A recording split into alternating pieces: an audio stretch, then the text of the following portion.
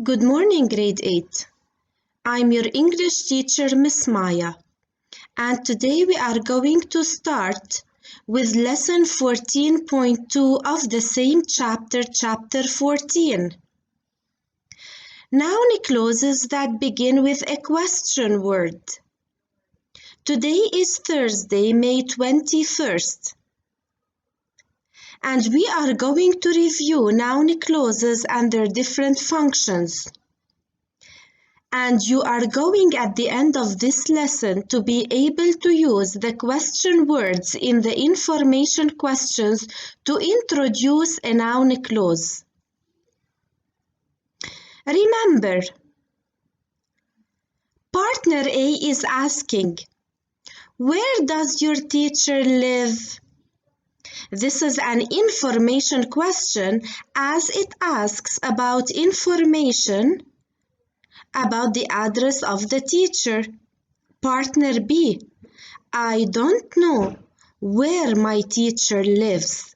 Remember that a noun clause is introduced by a WH word in case you have an information question, followed by the subject. In this case, it is my teacher, and then followed by the verb. When you are changing the verb does live into a verb in the noun clause, the S of does becomes a part of the verb live, and does is removed in the answer form. So where my teacher lives is a noun clause that functions as the object of the verb don't know. Kindly open your grammar book, page 371. Lesson 14.2, noun clauses that begin with a question word. Remember that we have many types of questions. Information questions and yes/no questions are needed in this lesson. And today we are going to start with information questions and their answers that include a noun clause. Remember that information questions begin with a WH word because they ask about information. These question words can be used to introduce a noun clause. When, where, why, how, who, whom, what, which, or whose. In the first set of information questions, where does he live? I don't know where he lives. The noun clause where he lives is introduced by the WH word followed by the subject he and the verb lives. Remember that S is part of lives because the auxiliary verb is does. If the auxiliary verb is do, you do not add any S to the main verb. If it is did, as in examples 2 and 3, you change the main verb into the past tense. When did they leave? Do you know when they left? What did she say? Please tell me what she said.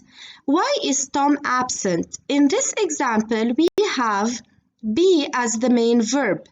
So, when you write an answer to this information question, the noun clause is introduced by why followed by subject verb. So instead of is Tom, you have Tom is.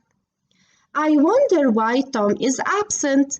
Notice in the examples, usual question word order is not used in a noun clause. Incorrect, I know where does he live. Correct, I know where he lives. Who is that boy? And whose pen is this? A noun or pronoun that follows main verb be in a question comes in front of be in a noun clause. So here, as in E and F, tell me who that boy is, who is followed by subject verb. In F, do you know whose pen this is? Consider the third set of information questions. Who is in the office? As you can see, A prepositional phrase follows the verb is. In the office is the prepositional phrase. Whose keys are on the counter? On the counter is also a prepositional phrase. What happens when you change this information question into an answer with a noun clause? Remember, a prepositional phrase does not come in front of be in a noun clause. So, as in G, you have to say, I don't know who is in the office, and you can't say, I don't know who in the office is. In a similar way, you have to say in H, I wonder whose keys are on the counter. In the last two examples, question word order and noun clause word order are the same when the question word is used as a subject. So, who came to class? For example, I came to class. So, who is a subject pronoun? What happened? What is also a subject pronoun? In a noun clause, you have the same word order. I don't know who came to class, or tell me what happened. A question mark is used at the end of this sentence because do you know asks a question. Do you know when they left? Do you know asks a question and when they left is a noun clause.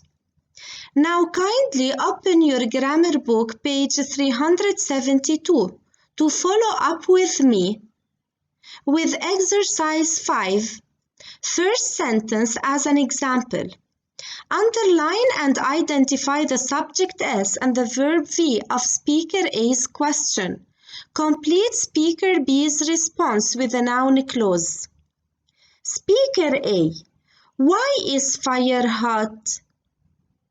Is the verb and fire is the subject because remember in an information question we have subject-verb inversion. And speaker B's response, I don't know why fire is hot.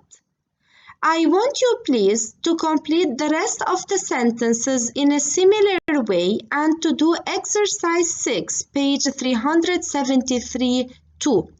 Thank you all for listening. In the second session, we are going to see yes/no questions and how they are changed into answers with noun clauses.